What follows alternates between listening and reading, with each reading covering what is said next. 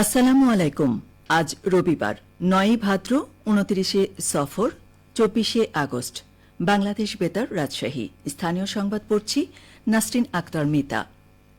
প্রধান নির্বাচন commissioner AMM Nasir Uddin বলেছেন, হালনাগাদ ভোটার তালিকা প্রণয়নের কাজ শেষ হয়েছে।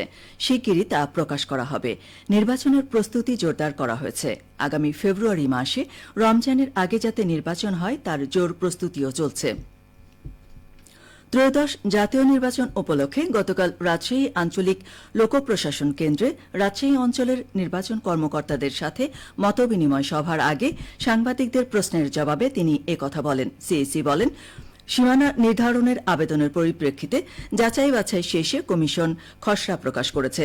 আজ থেকে চূড়ান্ত নির্বাচনী সীমানা নির্ধারণে শুনানি শুরু হচ্ছে। শুনানি চলবে বৃহস্পতিবার পর্যন্ত।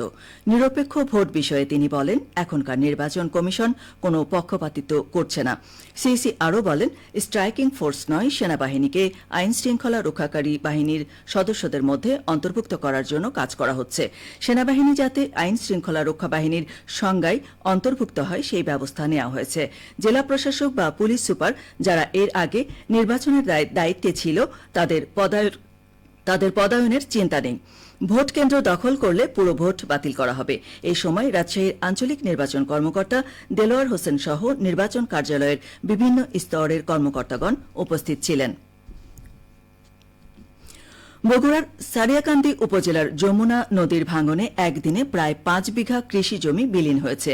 ভাঙন থেকে মাত্র ২০০ মিটার এলাকায় রয়েছে বন্যা নিয়ন্ত্রণ বেড়িবাঁধ। এটি ভেঙে গেলে ৪টি ইউনিয়নের লাখো মানুষ বন্যা কবলিত হবেন। সংশ্লিষ্ট সূত্র জানায়, সারিয়াকান্দির কামালপুর ইউনিয়নের গোদাখালী এবং ইছামারা গ্রামে আবারও যমুনা নদীর ভাঙন শুরু হয়েছে, যেখানে গত ২ বছর আগেও ছিল ৭০টি বসতবাড়ি নদী গর্ভে বিলীন হয়। সম্প্রতি সেখানে প্রায় ১ কিলোমিটার এলাকা জুড়ে সৃষ্টি হয়েছে ভাঙন। এখানে কৃষকদের ৩ ফসলি কৃষি জমি যমুনায় বিলীন হচ্ছে গত কয়েকদিন ধরেই। এলাকাবাসী জানায়, গত বৃহস্পতিবার কয়েক ঘণ্টার মধ্যেই প্রায় ৫ বিঘা কৃষি জমি যমুনায় বিলীন হয়েছে। পানি উন্নয়ন বোর্ডের প্রধান প্রকৌশলী মাহফুজুর রহমান বলেন, যমুনা নদী ভাঙন রোধে ভাঙন কবলিত এলাকায় স্থায়ী কাজ করতে একটি প্রকল্প প্রস্তাবনা করা হয়েছে ও ভাঙন কবলিত এলাকায় ইমার্জেন্সি কাজ চালু করা হয়েছে। বগুড়ার ধুনট উপজেলায় সরকারি টেকনিক্যাল স্কুল ও কলেজ স্থাপনের লক্ষ্যে ভূমি অধিগ্রহণ প্রক্রিয়া শুরু হয়েছে। এ উপলক্ষে ধুনট মৌজার প্রস্তাবিত ভূমি সরজমিনে পরিদর্শন করেন প্রকল্প পরিচালক ও যুগ্ম সচিব জনাব মোহাম্মদ সাখাওয়াত হোসেন।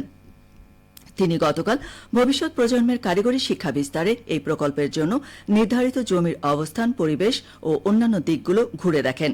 এ সময় ধুনট উপজেলা নির্বাহী অফিসার ক্রিস্টোফার হিমেল রিসিল বলেন, এই প্রতিষ্ঠানের মাধ্যমে ধুনটের শিক্ষার্থীরা কারিগরি শিক্ষায় এগিয়ে যাবে, যা ভবিষ্যৎ কর্মসংস্থানে বড় ভূমিকা রাখবে। ভূমি অধিগ্রহণ সম্পন্ন হলে দ্রুতই প্রকল্প বাস্তবায়নের কাজ শুরু হবে বলে আশা প্রকাশ করেন তিনি। বগুড়া বিজ্ঞান ও প্রযুক্তি বিশ্ববিদ্যালয়ের উপাচার্য প্রফেসর ড মোহাম্মদ কুদরতি জাহান বলেছেন, নিজেকে প্রতিষ্ঠিত করতে চাইলে আগে স্বপ্ন দেখতে হবে। স্বপ্ন বাস্তবায়নের জন্য অক্লান্ত পরিশ্রম করতে হবে। তিনি গতকাল বগুড়ার শিবগঞ্জ উপজেলা পরিষদ অডিটোরিয়ামে ২০২৫ সালের এসএসসি দাখিল সমমান পরীক্ষায় GPA-5 প্রাপ্ত মেধাবী শিক্ষার্থীদের সংবর্ধনা অনুষ্ঠানে প্রধান অতিথির বক্তব্যে এসব কথা বলেন। প্রধান অতিথি আরও বলেন, খুব শিগগিরই বগুড়া বিশ্ববিদ্যালয়ে চালু হবে। ২টি বিষয় চালুর জন্য আবেদন করা হয়েছে। একটি হচ্ছে ফ্যাকাল্টি অব স্মার্ট ইঞ্জিনিয়ারিং, আরেকটি ফ্যাকাল্টি থাকবে টেকনিক্যাল অ্যান্ড ইলেকট্রনিক্স ইঞ্জিনিয়ারিং। নাটোরের বড়াই গ্রামে বিনামূল্যে চক্ষু চিকিৎসা ক্যাম্প অনুষ্ঠিত হয়েছে। গতকাল উপজেলার চান্দাই উচ্চ বিদ্যালয়ে দিনব্যাপী এই ক্যাম্প আয়োজন করে গাক চক্ষু হাসপাতাল। সমাজসেবক সেলিম রেজা এই ক্যাম্প উদ্বোধন করেন। উদ্বোধনী অনুষ্ঠানে সভাপতিত্ব করেন বিদ্যালয়ের প্রধান শিক্ষক শাহাবুদ্দিন। গাক চক্ষু হাসপাতালের মেডিকেল অফিসার ড নাজিম হোসাইন ক্যাম্পে শতাধিক রোগীকে বিনামূল্যে ব্যবস্থাপত্র ও ওষুধ দেন। রোগীদের মধ্যে বাছাইকৃত ১৩ জন রোগীকে বগুড়ার গাক হাসপাতালে ছানি অপারেশনের জন্য নিয়ে যাওয়া হয়। সবশেষে আবহাওয়া। আজ সকাল ৬টায় রাজশাহীতে তাপমাত্রা ছিল ২৫.৫ ডিগ্রি সেলসিয়াস। এ সময় বাতাসে আর্দ্রতার পরিমাণ ছিল ৯৮%। রাজশাহী ও পার্শ্ববর্তী এলাকায় আজ সূর্যোদয় হয়েছে ভোর ৫টা ৪৩ এবং সূর্যাস্ত সন্ধে ৬টা ৩১ সংবাদ শেষ হল। আমাদের পরবর্তী স্থানীয় সংবাদ দুপুর ১২টা ১০।